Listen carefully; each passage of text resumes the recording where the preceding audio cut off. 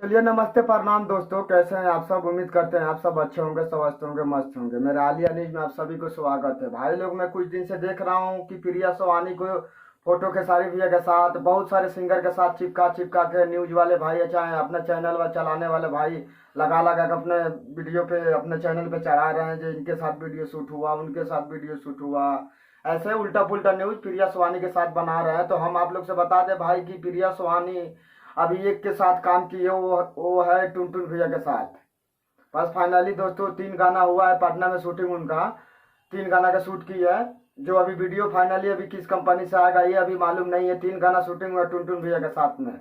बाकी न्यूज वाले भाई बना रहे हैं उल्टा पुल्टा न्यूज, इसके साथ काम कर दी है, उसके साथ काम काम कर दी है। अभी किसी के साथ काम नहीं किया, बस अभी एक के साथ हुआ है टुनटुन भैया के साथ में। बहुत जल्द आप लोग को मिलेगा जो किस कंपनी था और टुनटुन भैया के साथ में कब वीडियो रिलीज होगा। अभी डेट फाइनली हुआ नहीं है जो किस कंपनी से आएगा। बाकी बहुत जल्द आएगा आप लोग के सामने। एकदम धुआं उड़ा दें जब भाई लोग प्रिया सोहानी को। तो डांस आप लोग जानते हैं किस तरह, वाह भाई कमाल का डांस करती है।